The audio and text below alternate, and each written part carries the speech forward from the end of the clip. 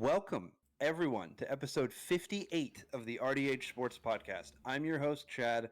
Joined alongside me is my brother, Tanner. How's it hanging, dude? It's good. It's good. Had a nice big long weekend. Bunch of sports. Football's back, and I'm excited for the NFL to start in a couple days, and just getting revved up. All the fantasy drafts, everything. I'm getting excited. It's here. You can feel it. It's in the atmosphere. A lot of fantasy drafts. A bit of a shock this weekend. Hmm. 8:45 at night. You're like, hey, we got a draft. I'm like, I knew that. Yeah. You know what I mean? I knew that. I was ripped up and ready to go. You know what I mean? Oh And I yeah. had a draft an A plus on that one. No big deal, even though those predictions are absolutely brutal. But anyway, before we go into our fantasy football teams, which we won't bore you with, but hey, if you want to see them, Tanner, actually, I think what we'll do is we'll post on social media. We'll put on Instagram our football teams because our fans have asked who we got on the squad before. So yeah, maybe we'll put some insight for you guys. But this week, ton of football talk, just like we did last season. We're going to keep it going this year. If you want to get technical with it, it's season 2. You know what I mean? If you want to get real technical, Tanner and I, it's our second season together, and cannot believe we're already 58 episodes in. That's absolutely insane. But today we're talking AFC Division predictions. We're going to hit some Week 1 matchup predictions, some college football recaps, some more college football talk, but just a ton of college football talk. Tanner, you ready to dive into this? I'm ready. All right, so we're going to keep going like we did last week, the AFC East. We're starting with the AFC East this week. The Jets, the Dolphins, the Pats, the Bills. Tanner, give me your fourth place team. Go. The Patriots. I think it has to be the Patriots because you can't Simple. you can't say it's going to be the Jets or the Bills or the I gotta ask Dolphins. you. I gotta ask you, Pat's. I gotta ask you a Pat's question here. Yes. What are you big Drake May guy? Think he's gonna be the guy there, huh? I liked what I saw from preseason. I thought he looked good in He didn't play preseason. that. He didn't play bad. There were a lot of big throws that he made, and it shows a lot of big confident throws. I'll say he's got. I think he has the weapons to do it. I just don't know when that's going to be. I think he's still got a little bit of time to develop, which I like what they're doing with him with Jacoby. Jacoby's a decent starter, and it's probably going to be like the Baker situation where 4, 5, 6 weeks go down the line, and then Patriots fans are going to be like, all right, if Jacoby isn't doing great things, I'll be honest, they're probably going to start calling for Drake May because he's your first round quarterback. He's the guy you want in there as your franchise. So I just give it some time. I think he'll start before the end of the season, honestly. And then, you know, once he starts, we'll really see what he's about. But in preseason, I liked the little spurts of good football we got from him. Yeah, I mean, if you watch a lot of preseason football, you saw some of these guys play more than others. You saw Caleb Williams not play nearly as much, Jaden Daniels, not play nearly as much. But you do have some guys that are starters. Unfortunately, we did lose one of those starters picked in the first round with JJ McCarthy in the preseason. And that's going to be fun. I got Justin Jefferson in a league, but hey, we're hoping, and JJ's JJ, and he's always going to be hooping. But back to the football talk here. My thing with this division specifically is that the Pats to me are not the Pats of old. Obviously, Drake May could come in and be the guy. If you've listened to the pod before, you know that I'm not the biggest Drake May fan. I don't see a lot of traits that I would like to see coming into the NFL. But once again, couch warrior over here. So, what really are my accolades? But hey, I'm on YouTube, and it's we can talk because we get a microphone right here. It's true. The Pats definitely fourth. I agree with you there. The third place team is hard in this division for me because how much do you believe in the Jets this year? Because you remember Aaron Rodgers coming to the Jets and how much hype they had just a year ago, and then it breaks his Achilles, pops his Achilles in the first drive of the game, like the Mm-hmm. second play, out for the entire season, and no one is talking about the Jets this year. No one, Mm-mm. and it reminds me of like when Aaron Rodgers took over. When he took over, because it was like, we'll see what happens. You know what I mean? It wasn't, he was the guy, but at the same time, it's like, we had Brett Favre, right? Like if you're watching the Packers back then, they got old Brett. It's like there's no way a guy can come in and replace Brett and be Brett right away.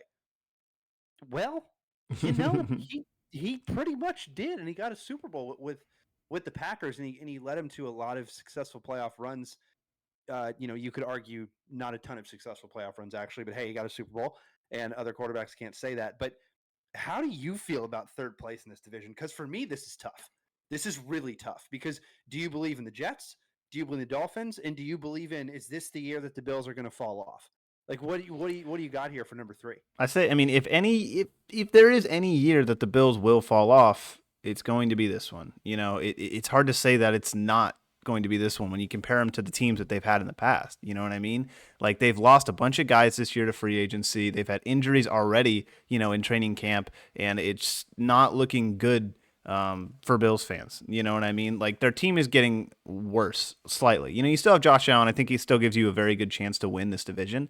But like you said with the Jets, that's a new division opponent that you haven't really seen before. You haven't seen this version of the Jets with Aaron Rodgers, except for, like you said, like 1 or 2 plays last year.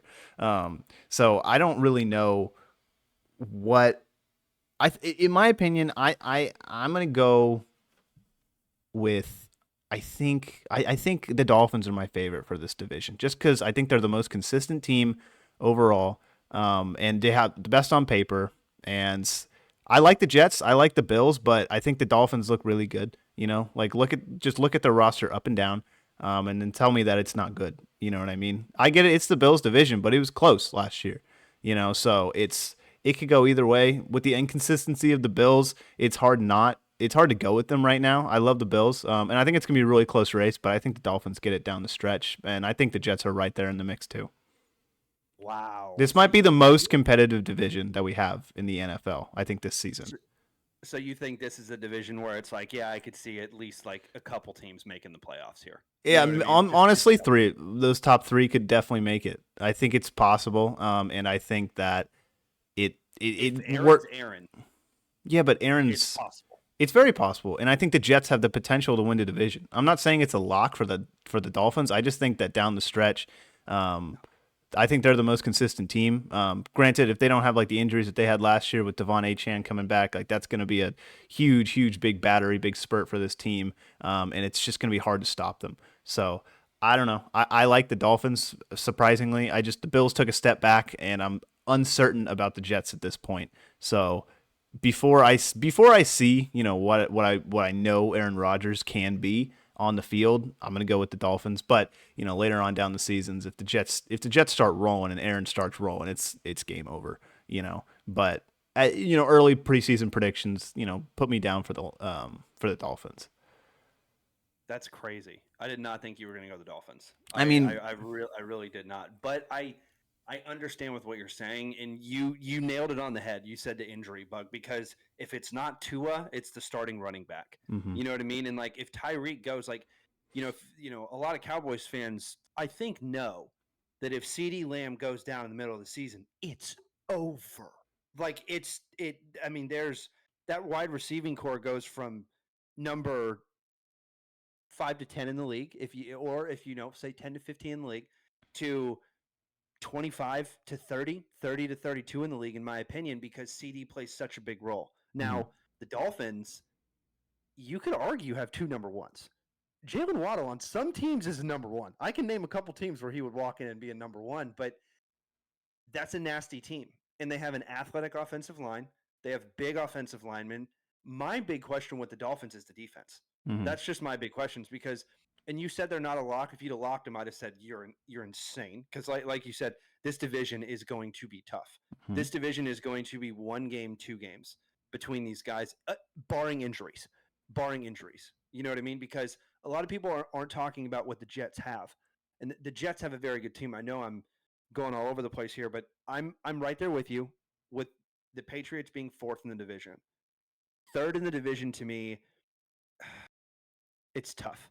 It's really tough, but I would almost want to put the Jets there, and then I would probably go Dolphins and then Bills, because I think Josh Allen is just next level, and I think when you have Josh Allen and Dak Prescott in the regular season, they're just like, they're unbelievable. Mm-hmm. You know what I mean? Josh, has played pretty decent in the playoffs. Dak, a little bit, but the thing is that in this division, it's going to be so close. It's going to be a couple games. In a division game late in the year for these guys is going to be huge implications and playoff implications and everything. But kind of sort of similar there, but I'm a little bit different than you. I'm not believing in the fall off yet of the Bills, because Josh to me is a top 3 quarterback in the league, depending on who you ask. So if you're that high on my board, you can will guys and you can win. And also I think they're going to lean on the rush a little bit more this year. But but they did lose a lot of key players, and the Jets and Dolphins both gained a lot of key players. The Dolphins being one of the best signings in the offseason with the interior defensive lineman that they got there. And then They lost one. they lost Demarcus Lawrence, correct? Or not Demarcus Lawrence, Dexter Lawrence. Christian Wilkins. Christian Wilkins. I always get the guys from Clemson up. I did it last season too on the podcast. But they lost him, right? So they didn't gain Mhm. him. And they also had, Tua got paid. Tua Yeah. got paid. It's So it's going to be Tua's interesting. gonna come out here. Well, I think they It lost. is. They lost Christian Wilkins. I think they lost Jerome Baker. Didn't they lose their linebacker too? That used to play in New England. I think. I could be blowing smoke on that one, but I think they lost a lot of defensive guys. Like the question Yeah. for the Dolphins is going to be how is that defense gonna continue to to do? I thought they were pretty well. They did pretty well last year. The question for the Bills is, can Josh replicate the success he's had without Stephon Diggs? And the question for the Jets is Aaron Rodgers? Question mark. That's it. So I think there's a huge question mark on this division, but all teams have really dang good resumes, and they all have a pretty good shot at making this division. So it's really hard to pick one winner, with all of them being so good on paper and with their resumes that they've had in this past season. So it's tough. This is probably going to be the toughest division to pick, I think, just in general. Definitely. And moving on to the AFC North, we have got the Browns, the Steelers, the Bengals, the Ravens.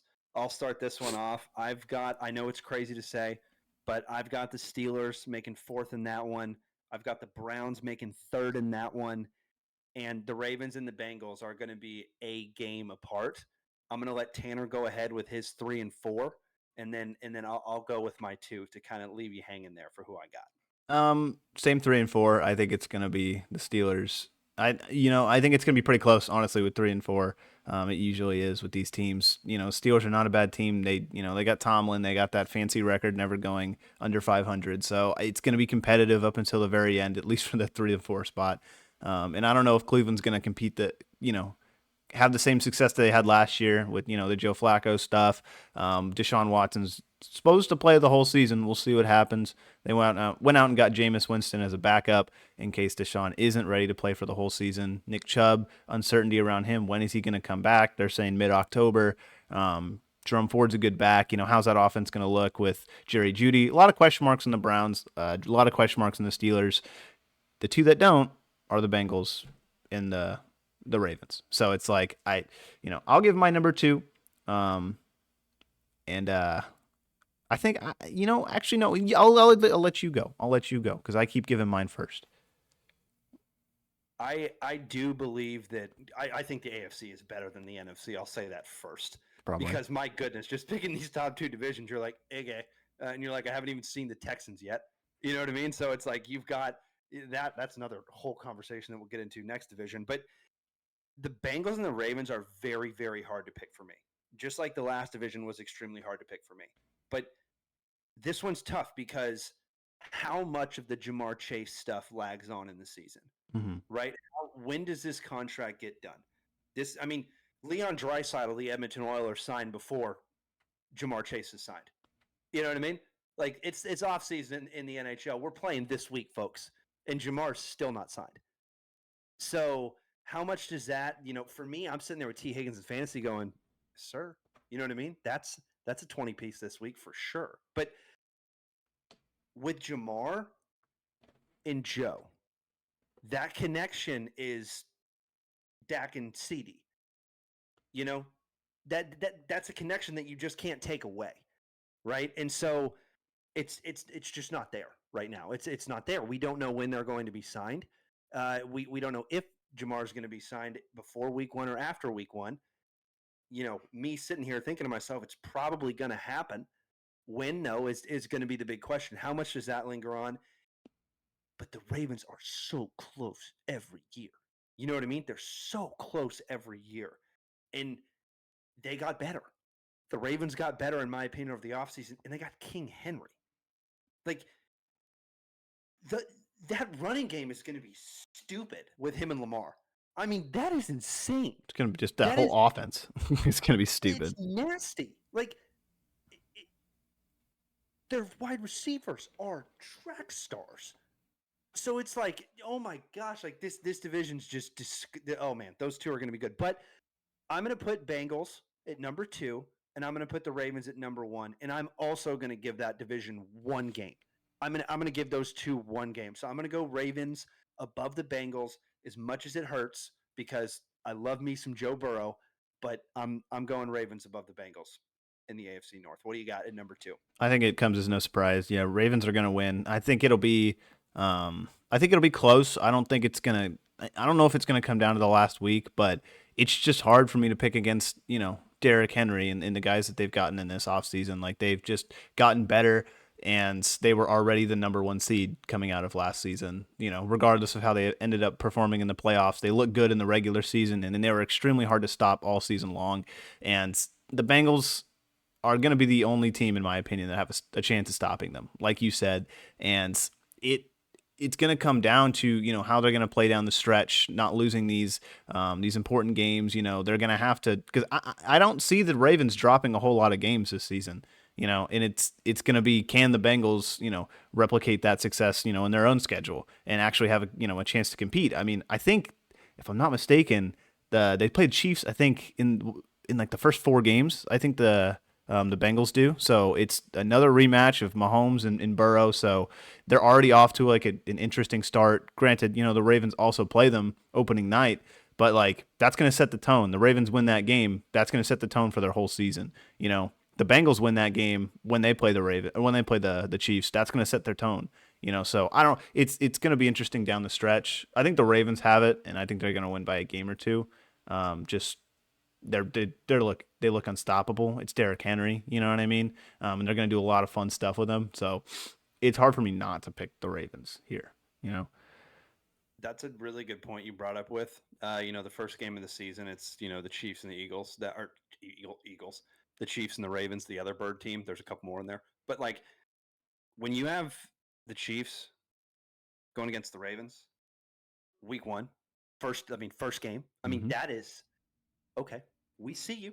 We see you for that matchup. But you said it has huge implications. It does, because last year the Lions beat the Chiefs in the first week, and the Lions went off to have a season that was the best season they have had in 20 years. Yeah. Right, since the 1990s. So, right, you've got some dogs here, and like we're saying, I mean, we're just naming these teams. Like, you've got Josh Allen and the Bills. That's you think that could potentially be a playoff team. Jets could potentially be a playoff team. Dolphins could potentially be a playoff team.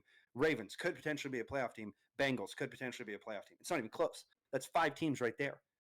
Well, there's not that, we've got 2 more divisions to go. So bring it on to the AFC South. I've only got 1 playoff team in this division here, but you never know. Is this the year that Trevor Lawrence puts it together? He got paid this offseason too. The Jaguars, the Tennessee Titans, no shot. Sorry. Texans, and the Colts. Who went first last time? Did you go first or did I go first? I think you went first, but we kind of bounced around, so I'll go first. But I think it's easy. Yeah, it's the Texans. I think they're going to win. But like you said, the question, does Trevor Lawrence, with what they've done in the offseason, isn't enough? Is it enough to give him, the weapons, the protection, the time, and the, comfort to sit there in the pocket and make these big throws game in and game out? I think at times last season, we saw that Trevor Lawrence was that guy. He was diming them up, just passes, just at corner of the end zone kind of stuff. And he looks really good. Nice. They were nice, and he's back this season. They got rid of Calvin Ridley. That was a 1-year experiment. I think it was okay. He played all right over there in Jacksonville. It was a little. If you're Jacksonville, dude, you're not paying him that much money. I'm sorry. No. And you have a number 1 receiver in Christian Kirk. And you've shown that these other guys can be influential and big in the pass game that don't need to be paid, like you said.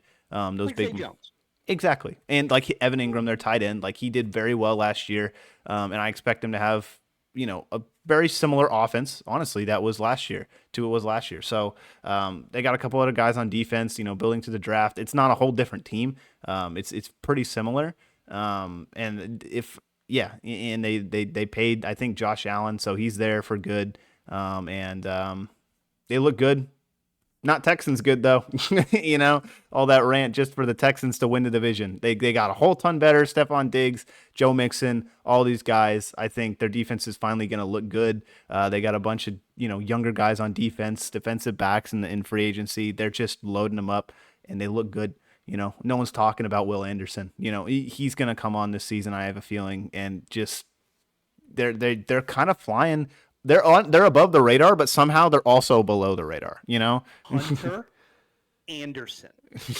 What? Yeah. What? Yeah. Diggs. What are you doing? They might. They might have gotten. They might have the best receiving core in the NFL now.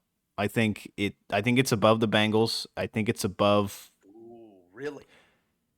I mean, they don't have Tyler Boyd anymore. Tyler Boyd's gone. Oh, that's a good call. And I think it's above the Bucks. Mike Evans, Chris Godwin. But who's that three? Tough. They got three really good ones. And it's tough. There's not a lot of receiving cores that have three really good receivers. So you can't. I mean, I don't know, dude. The Eagles with the Slim Reaper. And that's AJ true. Brown too. And Jahan Dotson. That's number 1 and 2. They're number 1 and 2. I think it depends on who you talk to for number 1 and 2, because I think Diggs is the big question mark in this whole equation with number 1 and 2. I was gonna say. I don't. I'm not sure that I mean, I'll put him at 2. I think you've convinced me for 2. Diggs. I mean, just if you were to go to a Texans fan before the start of free agency and be like, hey, Diggs, yeah, Danielle Hunter, yeah, what do you think? How are you going to bring in both those guys? Yeah. Like, Danielle Hunter, I mean, we already saw what happened with the Texans in the draft. They're like, no. We're getting Will Anderson. We already picked, but we're getting Will Anderson. That is our guy. We are getting our guy. And so not only do they go get the best pass rusher in that draft, and like you said, nobody's talking about him, that boy is nasty. He's so good. He is going to have such a good season, especially people don't understand when you have Hunter on the other side. If you watch him play, if you watch him play over his career, that dude is doubled most of the time. Or minimum, the running back is on that side and being chipped. There is so much. Will Anderson is a guy that can get loose quick off the rush, can get loose quick. So that combo is absolutely disgusting. The Texans are like, you know what? Dalton had a pretty good year. Lock him up. Bring him in. You know what I mean? Bring him in. Stephon Diggs, it's like, I'm not happy in Buffalo. It's like, bring him in. You know what I mean? Bring him in too. But yeah. My thing with Diggs is you can argue a lot on both sides of the coin based off of just last season. But most seasons prior to that, it's pretty hard to make that argument when you look at the numbers of Diggs, because Diggs was next level. Is Diggs still going to be that next level guy? And here's the other thing that not a lot of people are talking about. If CJ Stroud continues to progress at what he's doing, if he continues to progress at this rate, there's no argument to be made that he will not only be a top 5 quarterback in the league, be top 3 quarterback in the league. Okay? That guy makes everybody good around him. And when I say good, I mean that was a horrible statement. Great. Makes everybody great around him. You know what I mean? You don't know what Marvin Harrison would have been without Peyton Manning. Would he have been a Hall of Fame wide receiver? To me, oh my God, yeah. It's not even close. But you don't know. Now, CJ Stroud, what does he continue to be? Because he brought the Texans to the playoffs last year, and he broke all these records last year, and he did that in his first season. And you can argue that he didn't have a ton of weapons to do it, but all those weapons are coming back with experience, and they're not injured this year. And you can argue that he got a number 1 wide receiver. So the Texans got way better. Way better. They didn't even really need to get better on the defensive line. But then they were like, I don't know them. JJ Watt kind of rocks. Like they always had somebody else in that line.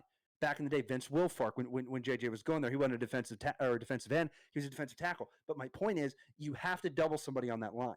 And so if you have two guys that you have to double team, you have a big, big problem. There's a big problem, right? So is Will Anderson that guy yet? No. Can he be that guy in the future? Absolutely. Very soon he can be. And Danielle Hunter right now is that guy you have to double. Mm-hmm. So to me, the Texans, it's not even close. The Texans are going to destroy this division. Then I got the Jacksonville Jaguars at 2. Then I've got the Colts at 3 because I have not seen enough of Anthony Richardson yet. And you can argue that he struggled in the preseason. And then I've got the Tennessee Titans there because who knows what's going on in Tennessee. And they lost everybody and brought in Calvin Ridley. So we'll see what happens there in Tennessee. I was screaming for their coach to get hired, but Cleveland went out and got him for I don't even know what position he was in, if I'm not mistaken. Defensive assistant, something like that. It's insane. Yeah. It's absolutely insane. But you also had the Texans finishing first. Did you have the Jags finishing above the Colts or no? Yeah, I think so. I think it'll be 1, 2, 3 with those guys. And then, the Titans at number 4. Sorry, I had to forget who. Or I had to remember who else was in the division. Sorry, Titans fans. But it's just, the Titans could be surprising. I think they could. They got some pieces, but I just don't know, how much I believe in those pieces with Tony Pollard, like you said, Calvin Ridley. These guys. It's just in my book, it's just not enough. It's not enough of an offseason to make them jump up from 4 to 3, 4 to 2, anything like that, and make them real contenders. Unless Will Levis goes out and has the season of his life, he's got D-Hop. It could happen, but it's hard for me to put it up there with the other guys. And Anthony Richardson is a big question mark right now. I didn't love the preseason that he had, and then with the coming off the injury, a lot of question marks with that team. So yeah, I think Jacksonville is the number 2. They didn't really change all too much, and they brought back some of the guys that they like and got rid of some other ones. But I think they look good. Didn't Jacksonville did they have Gabe Davis now? Isn't that there? Don't they have him? He's pretty good. But yeah, I'm pretty sure that Jacksonville brought him in. Number 2. I think they'll have a chance at a wild card though. I need to see with if they brought in Gabe Davis here. We need to do some. Pretty sure they did. Some live reporting. But anyway, you kick us off with the next division, the AFC West: Broncos, Chargers, Raiders, Chiefs. Well, we'll keep this one quick. I think it's the Chiefs to lose at this point, the back-to-back Super Bowl champions. Even though they had a rough start to the season last year, it showed us that it doesn't matter what happens to the Chiefs. They're going to probably win the division and probably make it far in the playoffs, regardless of where they start in the season or in the playoffs. So I think it's just, at this point, you kind of have to assume that they have a really good shot at going for number 3. So I can't pick against them. I don't know who in their right mind would. I think this is the division probably with the most for the Chiefs. I think it's the biggest lock out of all the divisions, honestly. And unless something catastrophic happens to Patrick Mahomes or a very valuable member of the Chiefs organization, I don't see them losing it. I think the Chargers got better, bringing in Harbaugh. I think it's going to take some time to implement that system, though, and actually get them comfortable with, his new system and getting his players and his playbooks and all his culture and stuff set up over there. But I think Herbert's the right guy for it. But they lost a lot. They lost. That's what I'm saying. Completely. It's going to take time. It's going to take time for them to develop these guys and see what's working in this new system. And the other ones, the Cardinals, no, unfortunately, or excuse me, the Raiders. The Raiders. I was thinking of the NFC West. The Raiders and the Broncos. The Raiders, I don't know what their situation on quarterback is. It's just not. It's not a good one. No offense to, I think, Aiden O'Connell. Or no, they got Gardner Minshew over there. This still doesn't make it any better. It's looking good, I guess, for right now. But they need a quarterback, and that's probably where they're going to go in this next year's draft. We'll see what happens, during the regular season. But Broncos, Bo Nix, I got to see more. Unless he puts up like a 12-5 season, I don't think they're winning that division. So I'd be shocked. You know what I mean? I'd be absolutely shocked if he goes out and does that. Another quarterback that was drafted in the first round there at the University of Oregon, and was pretty shocked that he was the starter. But at the same time, you look at the depth chart at the quarterback position of the Denver Broncos, and you're like, not really too shocked there that he's the starter. No. But I'm right there with you with the Chiefs. I'm right there with you. You keep like, why would you ever bet against them? And now they have a burner coming in at the wide receiver position from the University of Texas, the dude that broke the 40 combine record, ran like a 4.21 40. And oh, by the way, if he can catch the ball, Mahomes is going to get it to him. And he's going to outrun people in the NFL because you can't do it. So it's like they arguably got better. And then you look at the draft and you look at the free agency that they had as well, and you're like, golly, Chiefs. But can't root against them. They're definitely numero uno. It's tough. Not really, actually. I got the Chargers going at number 2 because they're the only other team with the quarterback. Like you said, you have not seen enough out of Bo Nix yet. And the Raiders, I'm not convinced. And they lost Josh Jacobs. They do still have Devontae Adams, but I'm not convinced with the Raiders. They got a pretty decent defense, but Chiefs division all day to me. Then Chargers are going to be there at number 2, but it's going to be. I don't think it's going to be one game. I think all this division is going to kind of be, at best like 8 and, right there in that 500 range is kind of what I'm thinking. Yeah, aside from the Chiefs. Who goes positive on the season in this division? Obviously, Chiefs. That's tough, dude. That's the big that's the harder question. That's tough. I mean, I don't have the record in front of me, but I'm gonna have to say, positive here in this division. Positive. I don't think the Broncos do. If anyone, you can say only one team. I don't think the Raiders were the Raiders last year. They barely were positive last year. I don't know if necessarily the Raiders can do it. And the Chargers, I think Chargers could do it.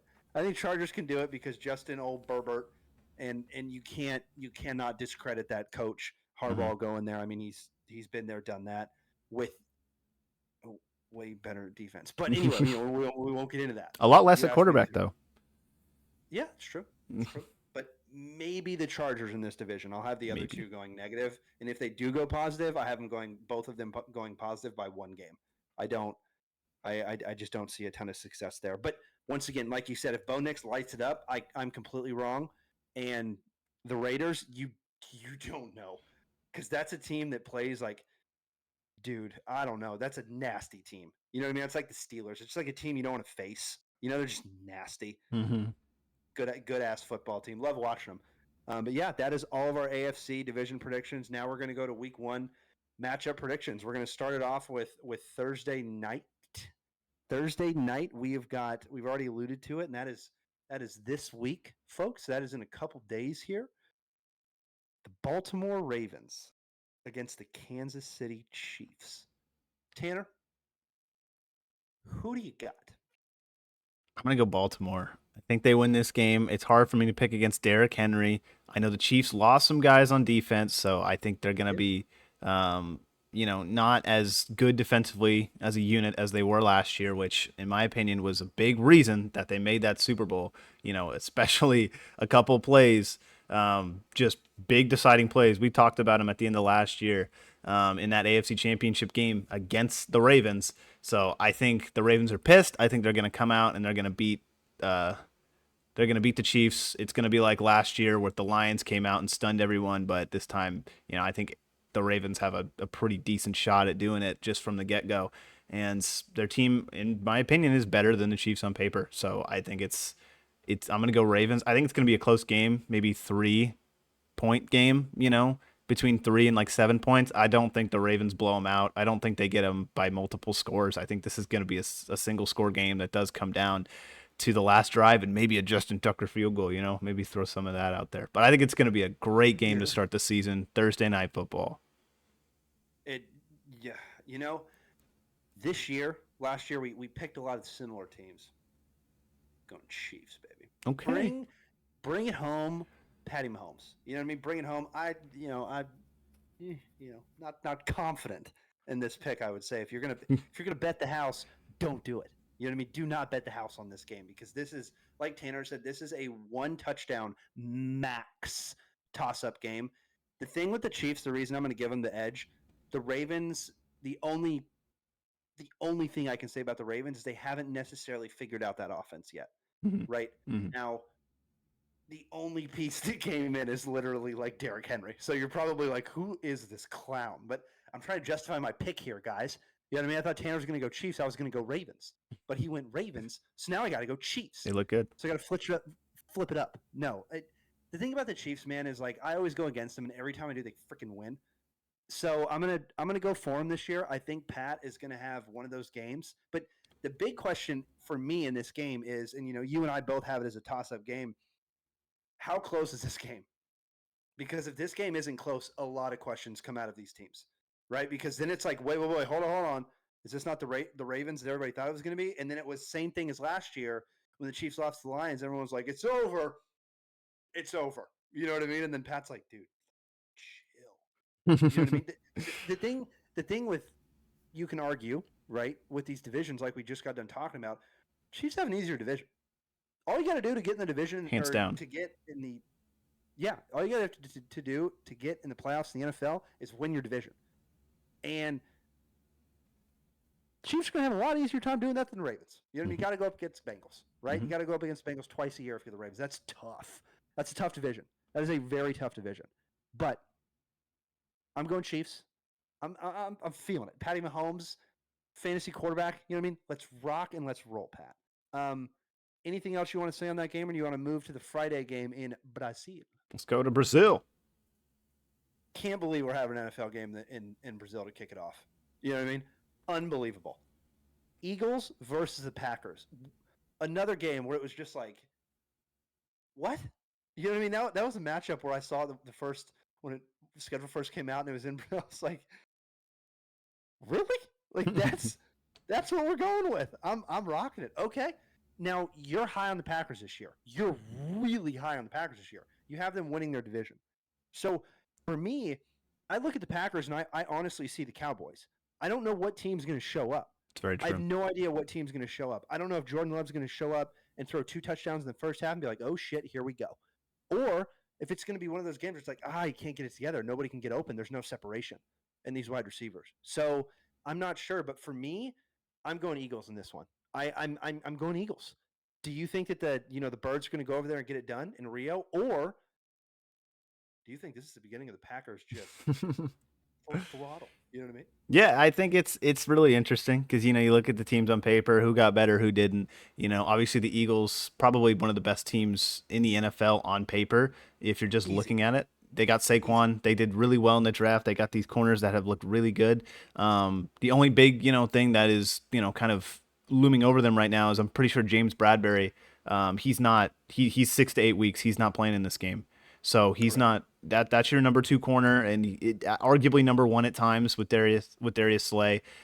So what are they going to do with the receiving core? Like how is that are these young guys going to step up? I think one of them or potentially 2 of them potentially could, Can I ask you a question? Go on, yeah. Who the hell on the Packers is going to challenge these guys? Christian Watson? Yeah, there's not going to be a whole lot. See, that's the thing. But Jordan Love makes it happen, right? He does. Makes it happen. Like you said, you have no idea what Jordan Love's going to do. You got no clue. You got no clue what he's going to do with what I'm saying. But he just seems to make it happen, and I think that's why you believe in this team and you like Jordan Love so much. I do really like this team, and it's going to be interesting, like you said, because there's a lot of question marks just around this game in general. It's in Brazil, like there's travel time, there's jet lag, like it's in another country. It's not your home stadium, it's different fans, it's a different environment. So on a Friday, everything is going to be different from what you've possibly ever known as an NFL player. Everything is completely different. So I think that opens the door for a lot of variety. But that being said, it's also the first game of these 2 NFL team seasons. So that is already just a big, question mark. I don't know what's going to happen.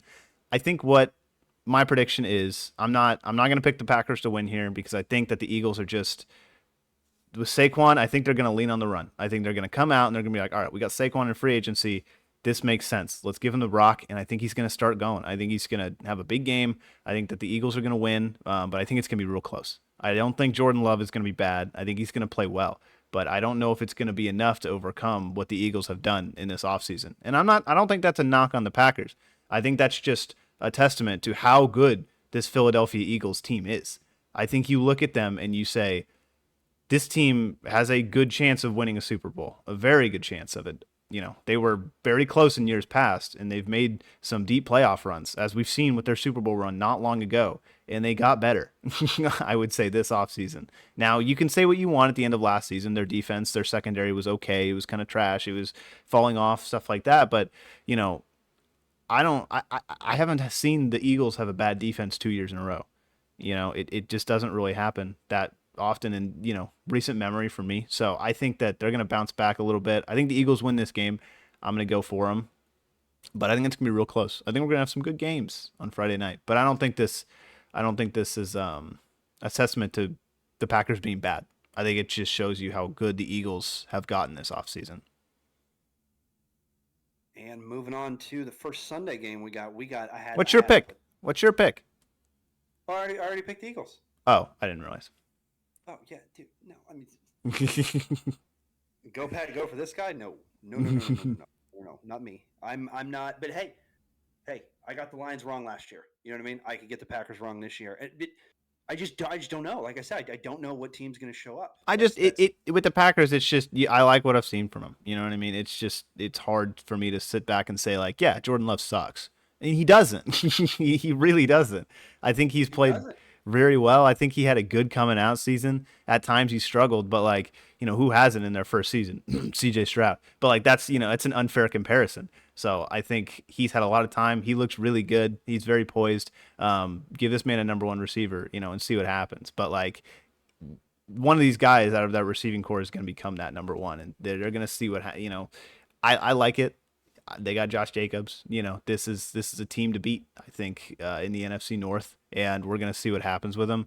I don't think they come out the gate swinging, though. I think they come out punching pretty hard, but probably not any knockout blows. Yeah, if they get a knockout and they somehow lose, that'd really suck. If the Eagles lose in Week 1, I think it'd be pretty surprising. I'll put it like that. Hey, I thought you were going the Packers here because you were high on them, but hey, you know what? You went in with the side of the Eagles, one of the best teams in the NFL, and on paper, it's really hard to argue there, right? But another team I wanted to bring up, another team in that division, in the Packers division, Sunday, for me now, the games are all in the afternoon, so I can't say Sunday morning anymore. It's going to be the first Sunday afternoon slot we got. We got the Bears versus the Titans. First of all, if you pick the Titans in this one, okay, it's a bold choice there, Cotton, but Is this Caleb Williams' first win? Is this first dub Week 1? What do you think? It's hard. Obviously, like I want to pick Chicago. I do. No, don't get me wrong. I want to, but it's just you don't know. You really don't know. Caleb Williams, he looks very good. We've seen number one picks fall off the face of the earth in their first game. It's happened. Like it has happened. It's real. I get it. Well, like that's not it. you've seen some pretty bad guys come out in Week 1, and then it's like, oh. We made a mistake. We made a mistake. A very, prominent one being Bryce Young in this recent coming drafts. But got a couple years, he'll be all right. He's developing. I'll say that. But with Caleb, I'm gonna pick the Bears here because I like Caleb a lot, and I do put a lot of stock in him. But don't get me wrong. Like you can see them. There could absolutely be a coming. To Jesus moment with Caleb Williams with his first, big boy NFL game. It happens to every rookie. Joe Burrow got knocked on his butt and he learned how to slide. That's how, and then he got injured, So there's going to be a moment and particularly a game, I think, that shows every NFL quarterback, every NFL rookie that this is the NFL. Things are tough here. So I think he's going to have that moment. I don't know if it's going to come against the Titans. Let me just say that. But I am picking the Bears. I think it's going to be close. I don't think it's going to be the cleanest game in the world for Caleb. But I can't see the world, a world where the Titans come out and just absolutely destroy the Bears. Or like, oh, dude, this is our division. Come on. We're making the playoffs this year. They haven't done enough. It's Jeffrey Simmons, okay? It's Jeffrey Simmons on the defensive side of the ball. It's true. That guy has to have 5 sacks. He has to have 5 sacks for to be close, in my opinion. It's true. I'm sorry. I'm also a massive Caleb Williams fan, but here's my thing. You got 3 guys on that receiving corps. You could quite literally throw it left-handed too. just in the area. What if Rome, he's gonna get he'll get it. What if he comes out and he sucks? Like, what if he's genuinely having a bad game? Like, some of those games we did go see over there at USC where he lost to Utah and stuff like that. Like, what if that's the Caleb Williams we come out and see? What? I'm gonna go on the argument that's not. You know what I mean? Like, it's just. Here's the thing: it's a good test, right? Yeah.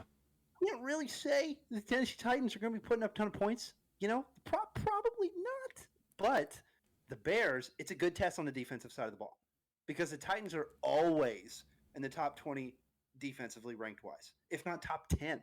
You know what I mean? Like, they are very, very good on the defensive side of the ball. But to my thing is they're not going to be pressing Caleb to score. So it's one of those games where it could be a low scoring game, but at the same time, like, you got Keenan Allen that's your number 2.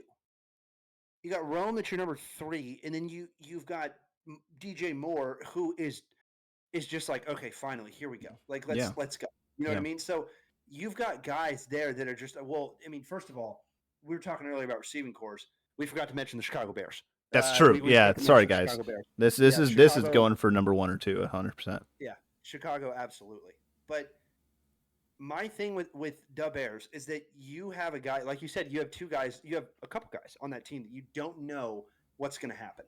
You don't know what's going to happen in terms of week 1 performance. But you're going up against a solid defensive team, but a team that's not going to score a ton of points. I'm glad they're not going up against, like the Ravens or something like that, because then you're like, shit, if Caleb doesn't get a tug every other possession, we could be in big, big trouble here. Same thing with the Miami Dolphins, right? Like, you've got those high-scoring teams, the Chiefs. You've got these teams that can score a ton of points very, very quickly. I don't think the Titans are one of those teams. Mm-hmm. But if they are, we could be wrong, right? Once again, couple couch warriors, not a whole lot. But here's the thing. I think Caleb gets it done. Do I see Caleb having 5 touchdowns? No. Not against the Titans. I could see him having a couple tugs, and then, that's probably about it, in my opinion. But we'll see what happens with rookie quarterbacks. If he continues to do what he did, and collegiately, like you said, last year, you just said it, he didn't play that well last year. A lot of people left in that draft. Still not necessarily an excuse, but hey, we'll see what happens. No, yeah, and I at your point, you're thinking that the floor of Caleb Williams is better than the Tennessee Titans as they are in this current moment to start the season. Yeah. And I think that's fair. I understand that completely. It's gonna be interesting to see how Caleb does. Obviously, we've seen a little bit of him in the preseason, and I think he's looked pretty good. And he's won a Heisman Trophy. We have boundless film on him, so I think that the skies are looking up. I'd say if there is an arrow, the trend, the direction that it is trending is up. I don't think anyone can really debate that. Unless you're just a USC hater, or a Bears hater. So I think Caleb should be expected to come out and win this game, and look okay to doing it. It's his first NFL game. No one's expecting 3 touchdowns, 300 yards. You know what I mean? I think a good stat line, a dub, that's all they need. For sure. I also think, though, that Caleb, and specifically with Chicago has not, we've talked about this before on the pod, like they've not had a quarterback. They're arguably in like the worst quarterback of all time conversation. Like, they've not had a ton of success in that position. And Caleb not only has the ability to shatter that, but has the guys around him that can make it happen. DJ Moore, he's a veteran, but you cannot say that he's going to be out the league in a couple of years. I think that guy's got a lot of football left. Keenan Allen, he was amazing. Yeah, Keenan Allen, you can say he's on the second half of his career. Okay, I'll give you that one. And then you got Rome, this is his rookie season too. And if he's anywhere of a shadow of what I think he's going to be in the NFL, my goodness, Chicago. Mm-hmm. And then they've also got a defense that's a son of a bitch to play.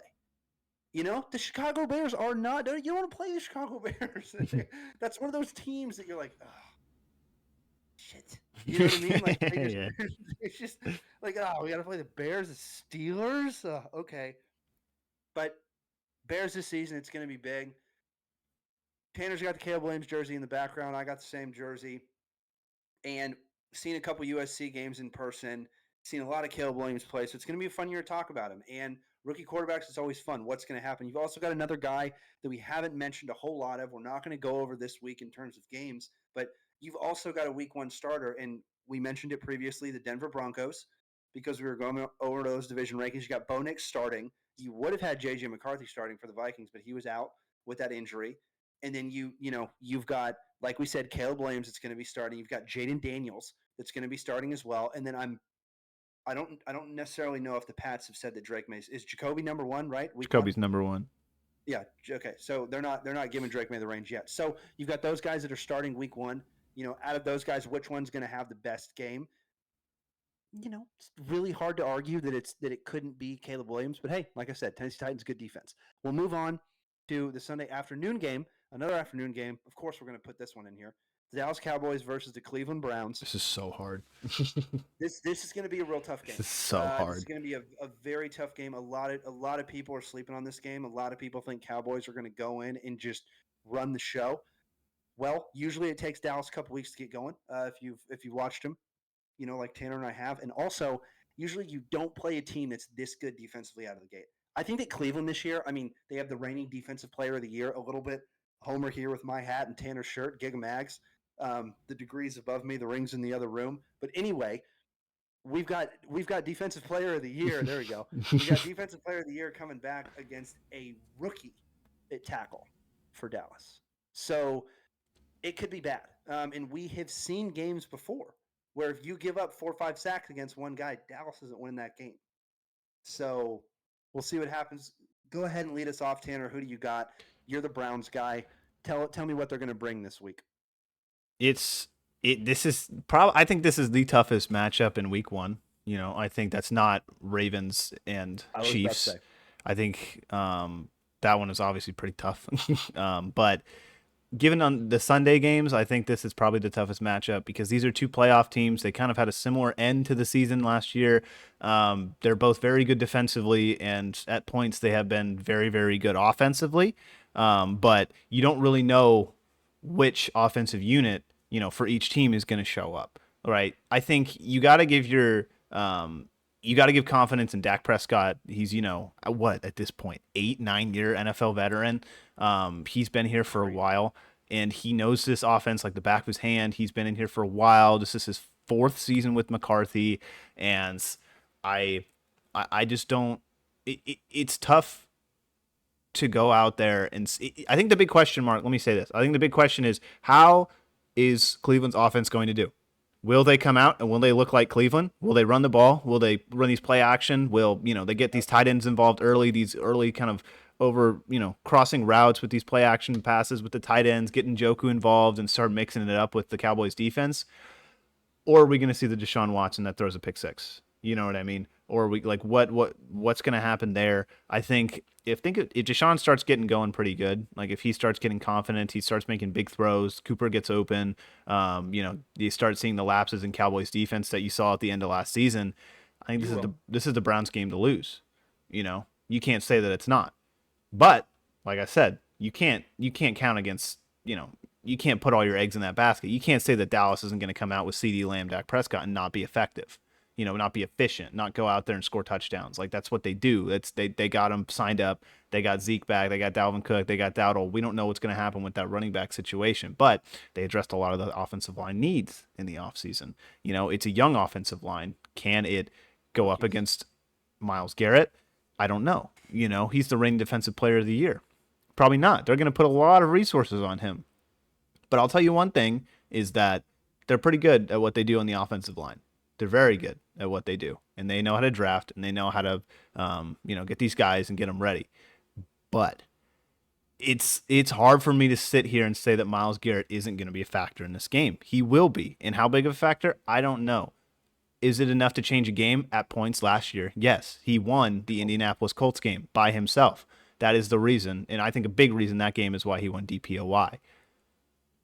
I'm going to go Cleveland here. I think it's going to be crazy. I'm going to go Cleveland here. The last time they played in Dallas, Cleveland beat the snot out of them, man. I think it was COVID. It was COVID. It was a lot of things. I think it's going to be very close. Here's the thing. I've seen Dallas come out and win these types of games, and I've seen Dallas come out and lose these types of games. I think Exhibit A was, against the Tampa Bay Buccaneers, the opening season game, I think a couple of years back. Very good, very, very good performance from Dallas. Couldn't get it done at the end of the game. It's going to be, where do they start? Is this in Dallas? It's got to be in Cleveland. It has to be in Cleveland. I don't think it's in Dallas. It has to be in Cleveland. So I'm going to go Cleveland. I don't feel good about either side, to be completely honest with you, because I don't think there's like a good argument for either one winning. Dallas not having Deron Bland, these Cleveland's defense looks like it's ready for round 2, and Dallas's defense, I don't know if it's going to be as dominant as it was last year, but it's tough. I'm gonna go Cleveland. I'm not happy about it. Let me say that I'm not happy about Cleveland, but I know you're gonna go Dallas, so let's hear it.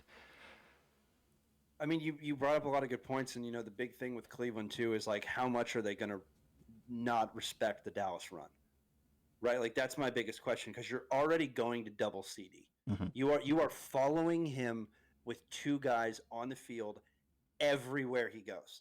Who are arguably number 1 corners.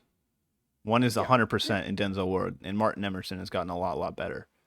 No, I know, but you need to put a number 1, and you need to put the nickel or somebody next to him as well. No, I know. Because you've seen those ones where it was like Andre Johnson famously was Megatron, Calvin Johnson. I mean, he had 3 guys line up one time in front of him. I was watching that game. I was like, look at him on the outside. They got 3 guys on Calvin. They can't stop him. He still goes up and gets the ball, gets the rock. It's like, that's mine. Yeah, that's CD. He's not going to get stopped. Yeah, we can't compare CD to Megatron. No, I'm saying on the offensive efficiency, correct? Efficiency that he brings on. I mean, he had like how many yards last year? Like 1,300 yards and like however many touchdowns. Like it doesn't matter.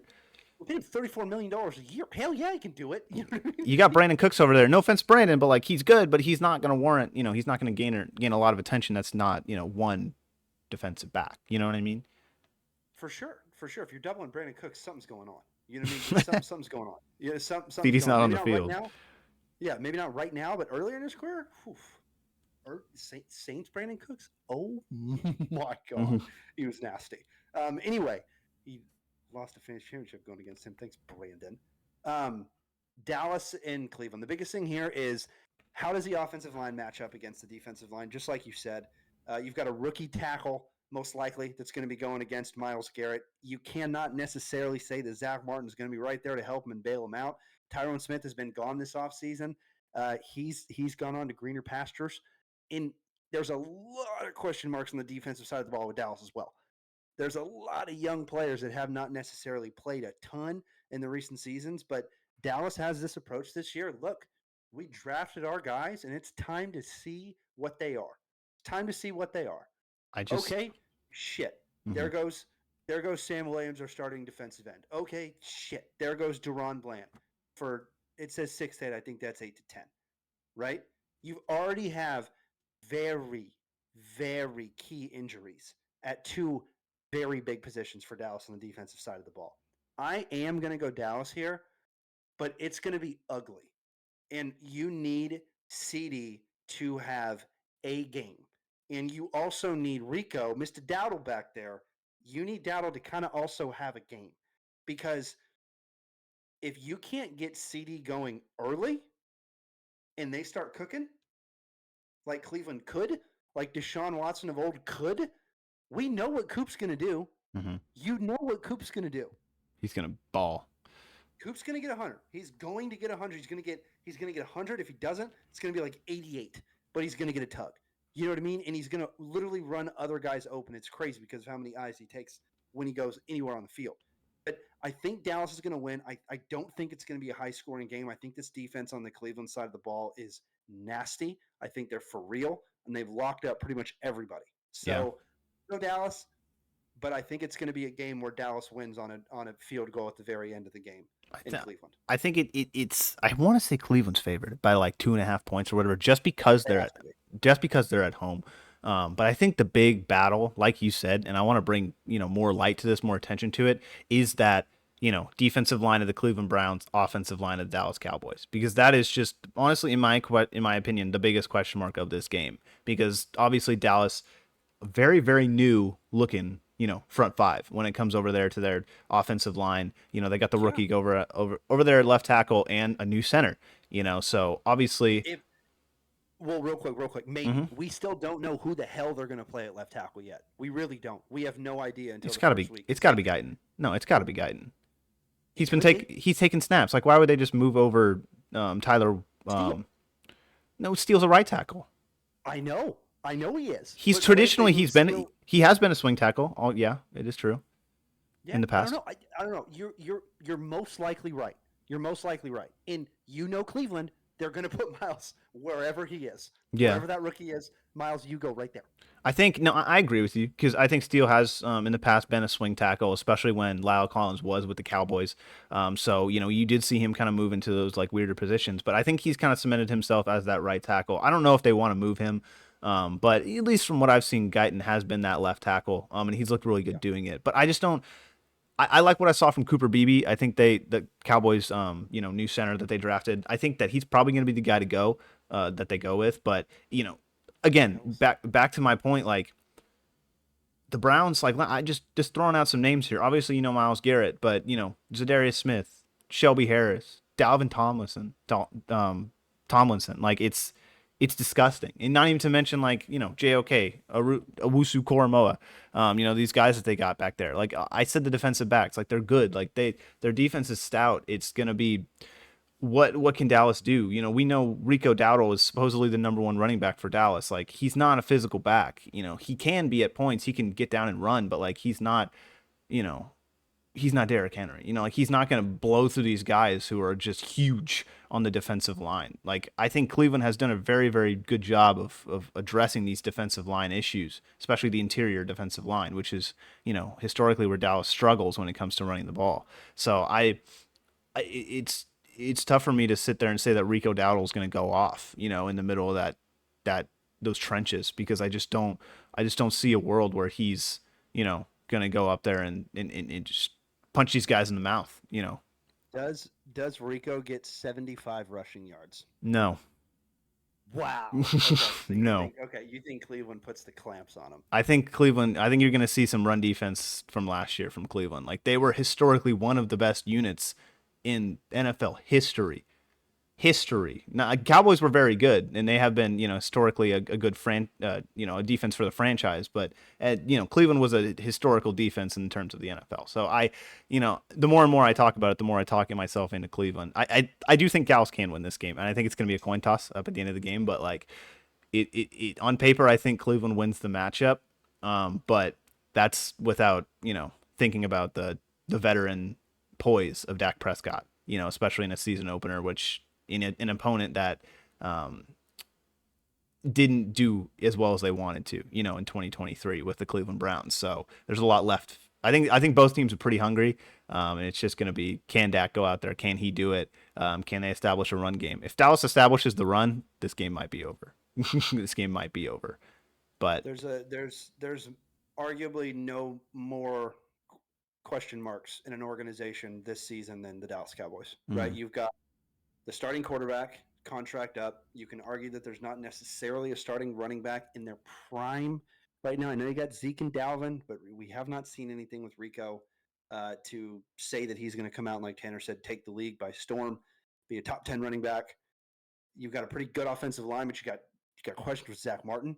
And then you've also got a big question on the defensive side of the ball too, with Micah Parsons and having to pay that man. Not to mention the defensive back situation for the Cowboys, which no one is seeming to talk about. Deron Bland not on the field. Who's their number 2 corner?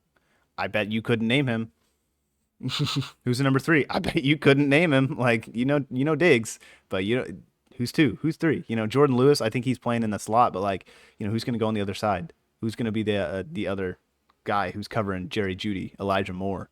You know what I mean? He gets elevated. Jordan Lewis does, and then you literally have rookies, just like most other positions that Dallas is relying on this year. Which, in drafting, you usually have a couple guys that hit every year.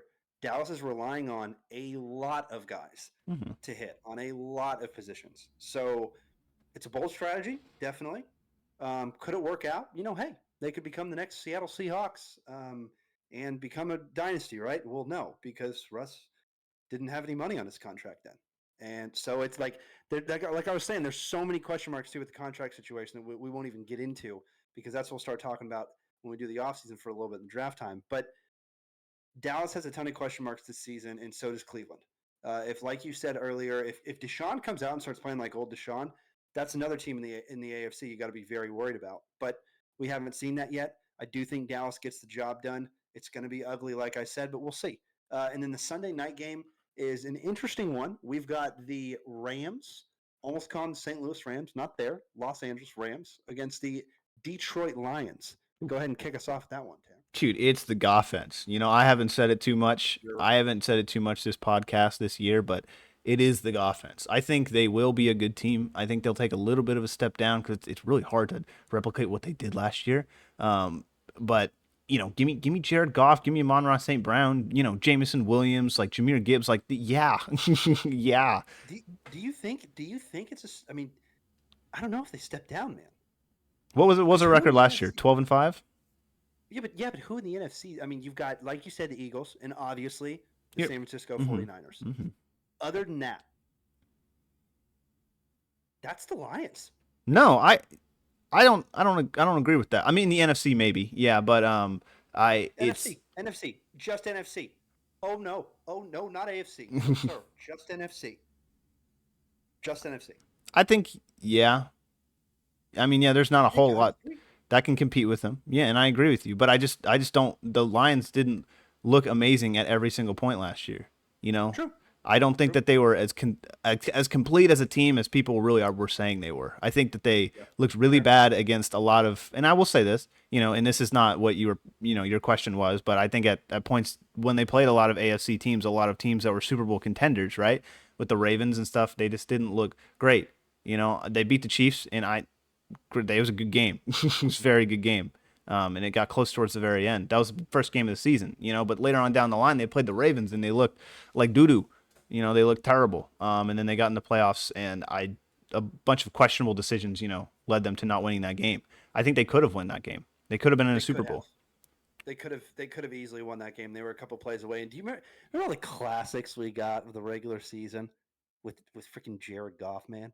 Dude, Jared, he looks really good. And Amon-Ra St. Brown, I think he's just going to be fantastic. But like it's hard to repeat that every single year, and then year in and year out in the NFL is why I'm saying it's going to be tough.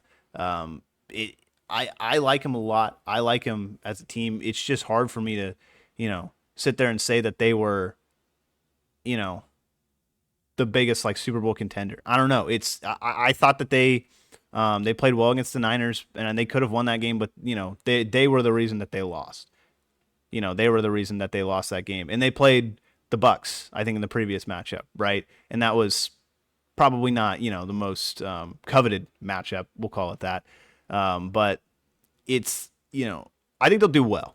I'll say that. But we'll see what happens. They look very good. They look very, very good. I am definitely super duper high on him, but you know, we'll see what happens down the stretch. I also got the Lions on that one. That's an easy pickings. Then Monday night. Dude, this is a good game. The Jets versus the 49ers on Monday night. They start off with a good Thursday night game. Thank you, NFL, because last season they were brutal. Then we got a nice Monday night game too, Jets versus the 49ers. I'm not going to pick against the 49ers. They got the Brandon Ayuk contract situation figured out. If they wouldn't have, that would have been my excuse. But the 49ers are healthy. And in my opinion, it's not even close. They're the best team in the NFC. They've been the most consistent team in the NFC. And you're giving Brock Purdy more and more and more time behind that system. And that's something that's deadly. And the Niners are right there every single year. But I do think this is a year, barring any injuries, that the Niners are going to be right there in easy NFC championship favorites going into this season. So, yeah, Lions or the 49ers take out the Jets. But I do think everybody after this game goes, okay, we got to watch out for the Jets now. Yeah, I think it's the Niners, and no offense. I think it's by a couple scores. You know, I think I really like I like what the Jets do, don't get me wrong, but like it's not enough. It's your first game with Aaron Rodgers. Like, you're still gonna have growing pains and all these woes and stuff, and like, how is this offense gonna work? Like, you've been running it for 2 years now without Aaron Rodgers in it, and so, like, now you finally get him. He's looked good in training camp. You had him at points of last season, towards the end of that year as well. So he's ready. They're ready to go. But it's the San Francisco 49ers. These guys they've been to the Super Bowl how many times, in recent memory? Like, these guys just, or at least close to the Super Bowl as well, in recent memory. So, like, it's their game to lose. They've got all the offensive talent, and, like, Jets are going to have to put up a masterpiece, I think, in order to beat the Niners, because the Niners floor, I think, is so much higher than a lot of these teams, even realize. So it's got to be the Niners. And just kidding. That is the last game because there's no more games after Monday. Nice. So that is the end of NFL talk. Now we're going to jump into a little bit of college football. We will not take that long on college football, but Tanner, let's do a little bit of recap. Florida State. Actually, wait, no. I don't want to start there. I'll start. The Aggies come in and play Notre Dame came in and played A&M in Kyle Field, and that entire game until the very end of that game was a one possession game, one score game, back and forth, a defensive battle. But unfortunately, the Aggies couldn't get it done, fell by 10. And a game that, if you were watching that game and you were an Aggie fan, you were hoping for a whole lot more from that quarterback. And that quarterback, with Connor Weigman, did not necessarily look the best. I would argue one of the worst performances out of the entire SEC that whole week. And it's just not what you needed to win against a top 10 team. And the thing with Notre Dame is that Notre Dame in that game looked real vulnerable. They looked like a team that if you can score consistently on them, I don't know if they're going to necessarily be able to get up a ton of points. Now, they did put up week one, new offense, a lot of new guys on that team. They're going to get gelling as the year goes, and that defense is really, really good for Notre Dame. But if A&M could have scored in the red zone one more time, that's a different game. That's a completely different ball game, and they couldn't. They could not get the ball in. They featured the run. The run really didn't work that well, and when they tried to feature the pass, it did not go well either. Also, Aggies shot themselves in the foot with a lot of dropped passes, and a lot. Actually, I wouldn't even say dropped passes. I would say balls that weren't really placed where they should have been. You hope that Weigman can come out of this, and you don't have to have a quarterback controversy going on through the whole season. Now, you play a team this week. No disrespect. It's a school that, I don't think anybody really predicts them to win, and I think A&M is at least favored by 30 this week. So if Connor Weigman struggles again this week, then very, very big question marks start to come out, especially in the A&M side. There's a couple other quarterbacks there that can step in right away and start to go as well if you're on the Aggies. One of them being a 5-star guy as well. So you've got a lot of options there for A&M. Tanner, what did you see with the game? Kind of take me through your thoughts on specifically the quarterback play for the Aggies. I think, I don't want to, sit here and just like trash on Weigman. I think that, his first game back from injury, it was not what everyone wanted to see, like you said. And I think you pretty much hit the nail on the head with, I think their offense was limited by some of those bad throws. I think that their guys were open in a bunch of big spots, a bunch of third downs. If the ball is just delivered a little bit better, I think those are third down completions. I think those are potentially touchdowns. I didn't have a whole big problem with the play calling. I'll say that. I think a lot of the play calling was pretty good throughout the game. There were a couple here and there on third down that didn't really make sense. But again, what do you want from a head coach, and an offensive coordinator who knows that their quarterback can't get it done? You can't just let him sit back there and start throwing the ball when, your offense becomes extremely one-dimensional, throughout the game. If you can only run the ball, if you can't complete a pass that's over 5 yards, pulling up Connor's stats, I think he had 100 yards, 2 picks. That was it on the day. He had 26 rush yards, 3.7 average. It wasn't looking good. I think that Offensive line didn't do them a lot of favors either, but they're the number 7 ranked team in the country. These guys are good, and their defense is pretty good too. Like they were saying on the broadcast, they were saying like this is one of the better secondaries in the college football world and just everywhere around. Whole lot of first-round picks on this Notre Dame defense this season. Yeah, if not next year, depending upon their eligibility. And a whole lot of not first-round picks on the Aggies receiving core. So I think they got bottled up. I don't think it was 100%, Connor Weigman's fault, but I think that there was a decent amount of it that was. So I think that's the hard part, right? When you face a top 10 opponent week 1, technically week 0, like that's really tough to do, to come out of the gate with, like you said, Connor coming back from injury and all these question marks with the new coaching staff, over half the class leaving. Of those, a first-round wide receiver, most likely, that went to Oregon with Evan Stewart. So I'm right there with you. I don't think Connor's time is done by any stretch of the means. I think he's got at least 3 or 4 games left, and I think that this week he gets back on track. But anyway, keep going with what you were saying. I think, and I'll say that the defense played really well. I thought that they were fantastic. I thought that, Scorton, I think the guy that was heavily coveted coming into this matchup for being the guy this season, remnants of Myles Garrett past. I think that he played up to expectation. I think he got in the backfield a lot, and it was a big, reason why that game was so close towards the very end. Well. And not to mention the defensive backs too from A&M. They had some moments where I was like, but I think for the most part, I think they held that Notre Dame offense in check. 23 points. Like, this is you're not supposed to be. You're number 20 in the country. Like, no one is expecting you to come out and win this game, and they played up to their opponent 100%. So I think that this defense looks really good, and I think it's going to continue to be really good, and hopefully it's going to continue to keep them in games, because the offense, we're going to continue to see what happens throughout the season with that. But defense, from a beginning standpoint, I think they looked really good. I think that they have a lots of work on and grow with. But guys over there, they look very good, very poised, and I like this defensive system a lot. And I think A&M's just going to get better throughout the season. That's pretty much what you can take away from this. Obviously, every team is, but A&M's got a really good starting point. They got to worry about their offense. Their defense is already pretty dang good. So, I mean, the biggest question mark for me with the coaching hire was just, can this offense actually do it? And, you did see a lot of this play struggle because of the quarterback and, some key plays that were missed there on that, blocking wise in the offensive line. There's a lot of fingers to point.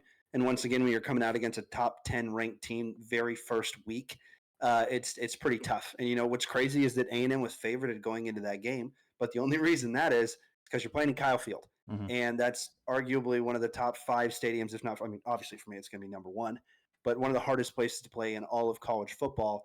And there was no different with that. Notre Dame, there's a couple of plays where they could not hear, and you could see that. Now this year, the NCAA, I'm pretty sure this is the first year that they can actually call plays into the helmet, if I'm not mistaken.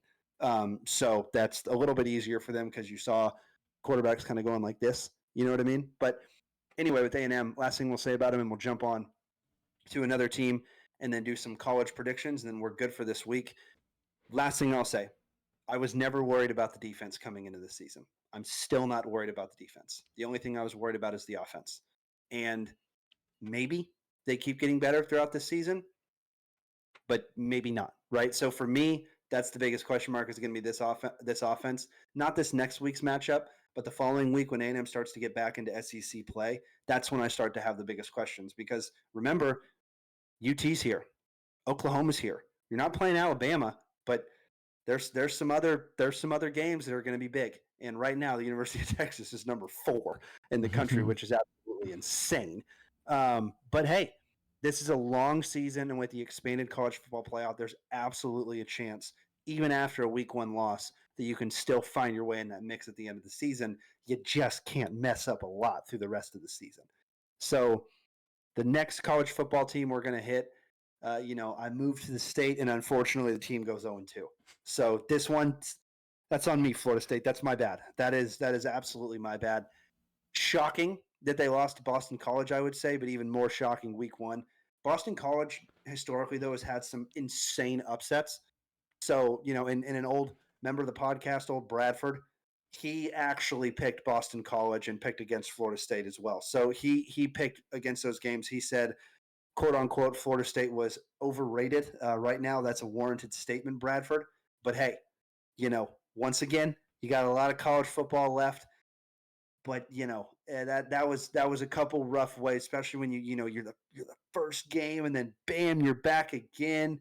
Right there with a couple days later, and you go 0-2. So it's like this is real big in Florida State. And then you had the other side of the coin that we weren't really going to talk about, but hey, you got Miami, and then you got the University of Florida, and at the end of the game, you had the University of Miami fans writing the Florida Gator mascot outside the statue. So not the mascot, the statue. That's wow. This state is different. I wish I would have been at that game to see that. I really wish I would have.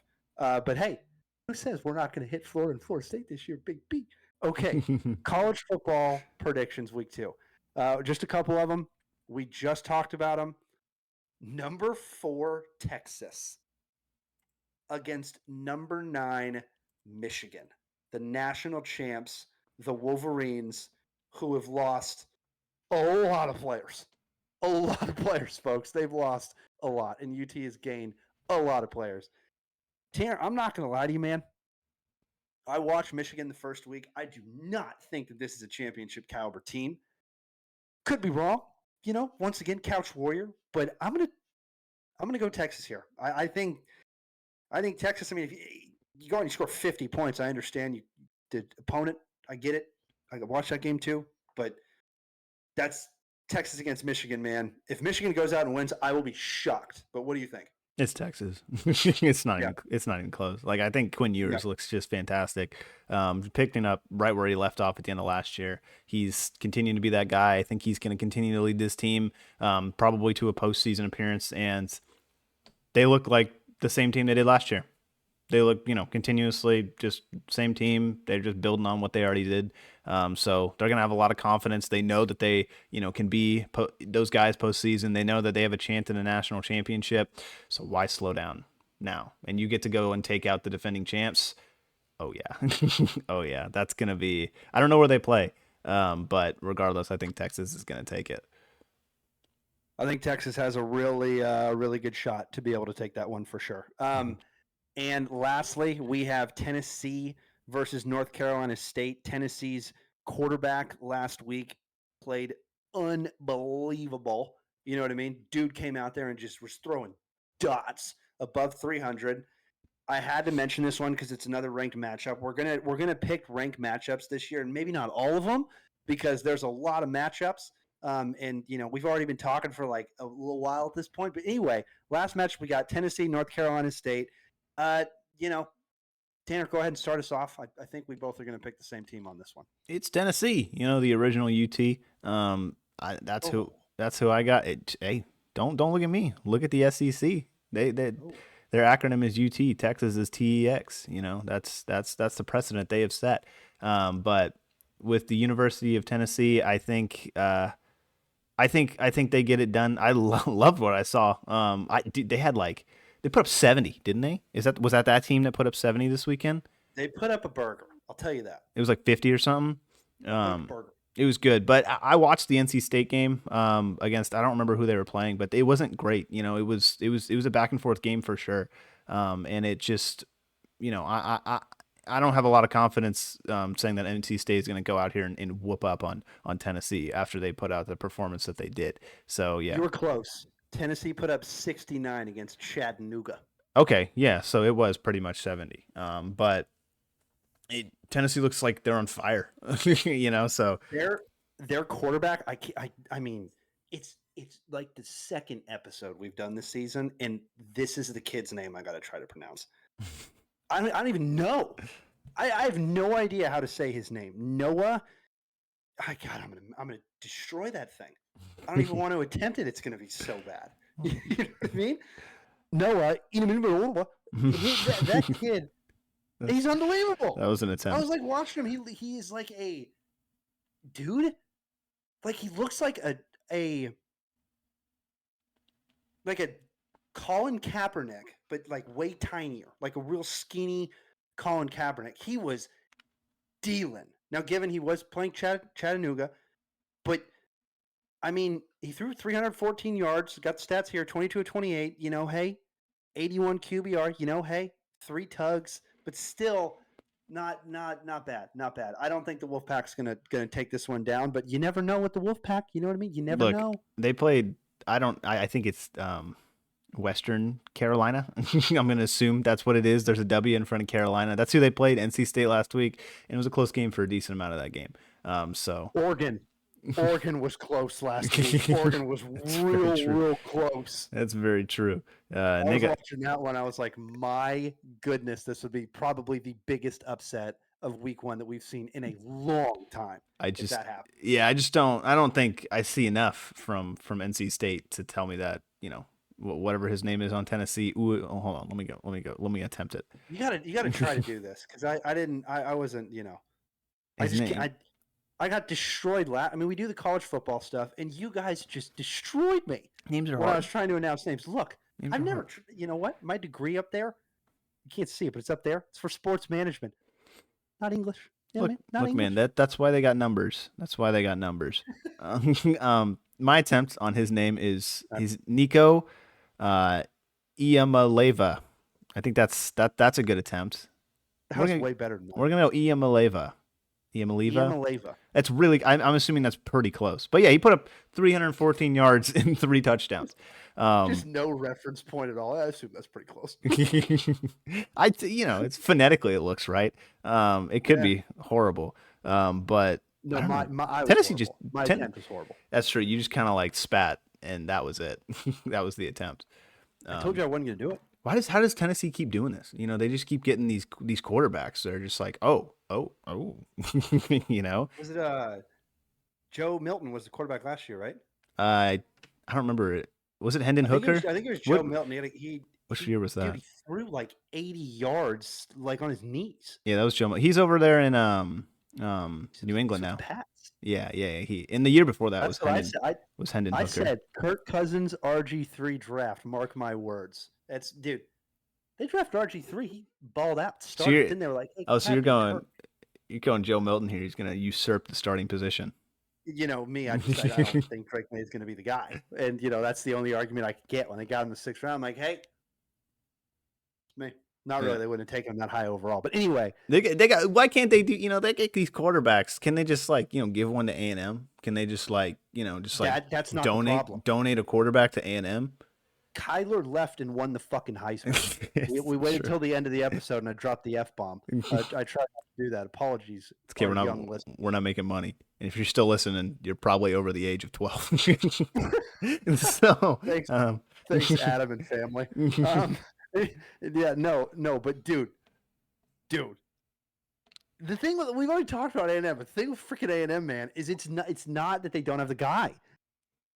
Every kid that has left has been pretty decent after he's left. It's true. Pretty much.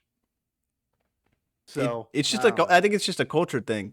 I think it's just players don't want to play for A&M, which sucks, but they're not a big name. Tell me, because you wouldn't sign all these players if they didn't want to play. Here you nailed it. It's the culture thing. It's also we're sitting here, but we're not bashing. This isn't bashing. You haven't seen bashing at all. This is not bashing. If they lose this week, get ready. Get your popcorn. The thing is that we said it. We're never worried about the defense. We're worried about the offense. What they do to address the offense? Nothing. They lost half the team. What did you think was going to happen? Yeah. You know what I mean? What did you think was going to happen? Now, could I be wrong? Could they go out and win all the rest of the games? I don't think so, but maybe. You know what I mean? Maybe it happens. But it's just that there's not a consistent. I think Evan Stewart is probably the biggest one. Him going over to Oregon after playing that hurt pretty well at A&M, but I think he just didn't like the program and he just didn't like anything. He didn't want anything to do with it anymore. Just the way that they treated him, all the offseason stuff, everything like that. It didn't seem like there was a very serious commitment to football when he was here. And I think that's the issue, not on him. I think that's the issue of the program itself. I just don't think that they, he's a very talented player, and you're going to get those guys coming in every single year, especially at wide receiver, who's got big heads. And I think it's, the job of the coaching staff. It's the job of the organization. you know, A&M just in general as a school to, you know, sit there and be like, you know, this is our football team. You're going to play for us. You're going to, you know, be the guy for us. And that's, you know, you're going to come to practice. You're going to practice.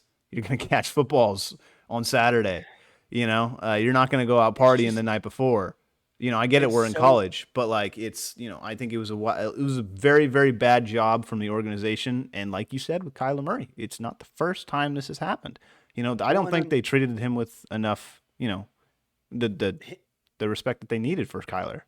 him or Kyle Allen. you, True. I mean, you didn't give either of the Kyles any respect. Now, come on, the internet's destroying Kyle. Same with Chad. What's going on? But the thing, what I wanted to bring the point on is that these guys go somewhere else and have a lot of success for sure, right? Like that's absolutely what happens. But like when you have so many 4, 5 star guys, and like it's not sticking. yeah, you know what I mean. And it's tough because it's like so many players on A&M left for sure. But the ramble I want to make is this one. Everybody knows it. Right? I mean, everybody knows it. You know how much these college guys are getting paid? Okay. Hey, Evan, don't go out and party the night before. Evan goes, why not? Well, we don't want you to. Well, I have millions of dollars in the bank. Why not? Well, you know, you got a game tomorrow. I won't do it. You know what I mean? And now he's gone at Oregon. Like, what I'm trying to say is that, and I'm not saying that conversation never happened. Clearly, it didn't. But like, it's very hard with the leverage NFL or NCAA teams have now with the NIL because how much money these players. I mean, you had Bijan Robinson driving around a new Lamborghini. Now, given he had a partnership with Lamborghini, but the player has a partnership with Lamborghini, he's driving around a new Lamborghini every single week.